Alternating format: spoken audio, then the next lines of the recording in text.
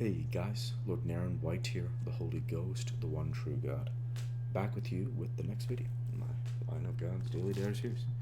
As usual, before I discuss what I have achieved since yesterday's Daily Dare video, I want to go ahead and read you a chapter from the Bible. Today I will be continuing with Deuteronomy chapter 23. He that is wounded in the stones or hath his privy member cut off shall not enter into the congregation of the Lord. A bastard shall not enter into the congregation of the Lord. Even to his 10th generation shall he not enter into the congregation of the Lord. An Ammonite or Moabite shall not enter into the congregation of the Lord. Even to their 10th generation shall they not enter into the congregation of the Lord forever. Because they met you not with bread and water in the way when ye came forth out of Egypt, and because they hired against thee Balaam the son of Beor of Pethor of Mesopotamia to curse thee. Nevertheless the Lord thy God would not hearken unto Balaam, but the Lord thy God turned the curse into a blessing unto thee, because the Lord thy God loveth thee. Thou shalt not seek their peace nor their prosperity all the days forever. Thou shalt not abhor an Edomite, for he is thy brother. Thou shalt not abhor an Egyptian, because thou wast a stranger in his land. The children that are begotten of them shall enter into the congregation of the Lord in their 3rd generation. When the host goeth forth against thine enemies, then keep thee from every wicked thing. If there be among you any man that is not clean by reason of uncleanness, that chanceth him by night, then shall he go abroad out of the camp. He shall not come within the camp. But it shall be, when evening cometh on, he shall wash himself with water, and when the sun is down, he shall come into the camp again. Thou shalt have a place also without the camp, whither thou shalt go forth abroad. And thou shalt have a paddle upon thy weapon, and it shall be, when thou wilt ease thyself abroad, thou shalt dig therewith, and shalt turn back, and cover that which cometh from thee. For the Lord thy God walketh in the midst of thy camp, to deliver thee, and to give up thine enemies before thee.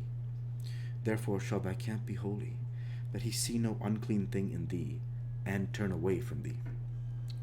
Thou shalt not deliver unto his master the servant, which is escaped from his master unto thee. He shall dwell with thee, even among you, in the place whither he shall choose in one of thy gates, where it liketh him best. Thou shalt not oppress him. There shall be no whore of the daughters of Israel, nor a sodomite of the sons of Israel.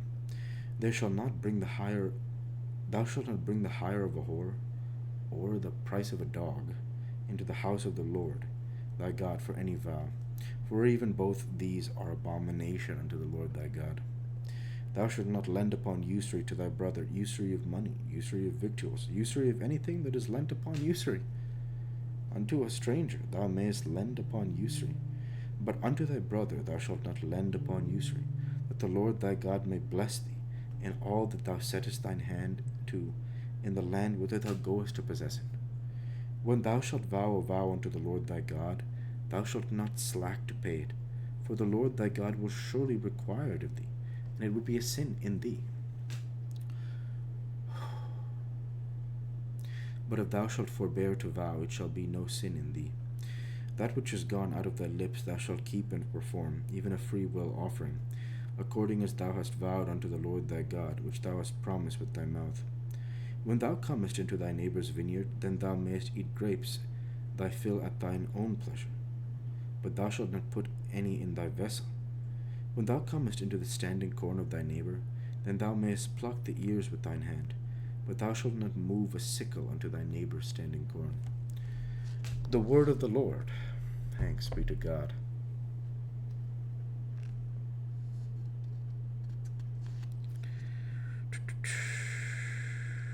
Yeah, the first part of this chapter is incredible, absolutely incredible.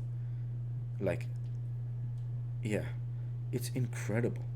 A bastard shall not enter into the congregation of the Lord, even to his 10th generation shall he not enter into the congregation of the Lord. Next verse. An Ammonite or a Moabite shall not enter into the congregation of the Lord, even to their 10th generation shall they not enter into the congregation of the Lord forever. And this verse here,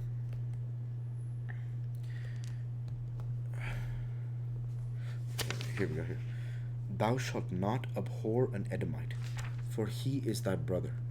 Thou shalt not abhor an Egyptian, because thou wast a stranger in his land. The children that are begotten of them shall enter into the congregation of the Lord in their third generation. Think about that. God makes specific rules for each of these groups. Now, I don't quite understand what is meant by bastard in Deuteronomy 23:2, but let me make the point first. So if they're a Moabite or Ammonite, they shall not enter in the congregation of the Lord, even to their 10th generation, they shall not enter forever. It says, the congregation of the Lord forever, they shall not, because of the way they treated the Israelites with regarding Balaam. And then the Edomites and the Egyptians, so they say, after 3 generations, they can enter the congregation of the Lord. Isn't that incredible? Yeah, like there's very specific guidance on these tribes that are not the Israelites and how exactly it is that they will interact with one another. Like, how incredible. So what I want to do is try to understand that verse of the bastard thing. So yeah, so I'm going to go ahead and just follow up with that.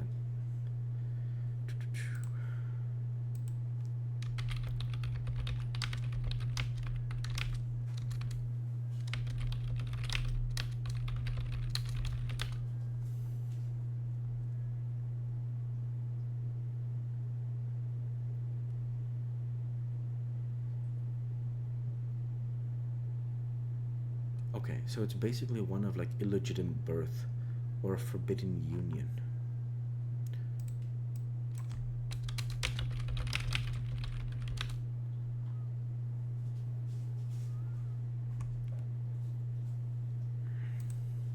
Ah, interesting.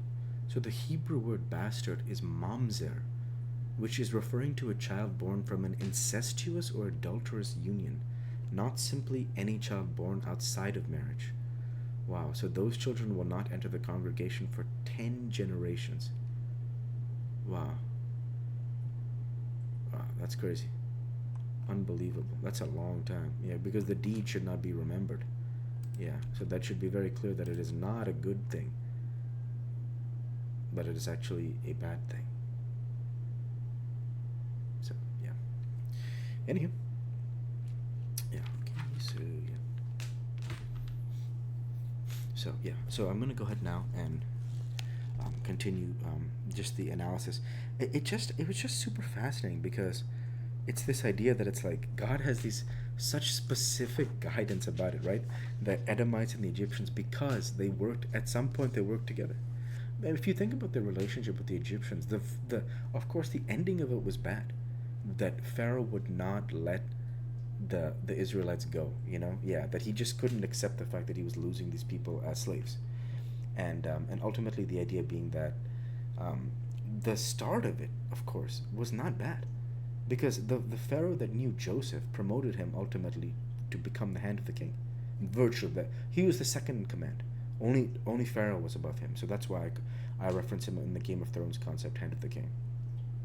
And so he rose up quite big, and what he did is he brought his family over, and they were able to multiply there in Egypt quite well alongside the Egyptians. And so that's why God says here with the Edomites and the Egyptians, he says, thou shalt not abhor an Egyptian because thou wast a stranger in his land. Yeah, and that initial group of Egyptians was kind to the Israelites, so they established a good relationship there. And so that's what basically like what I think is like just fascinating, because he God has specific guidance for this, and so yeah, that's what it is. So yeah, okay.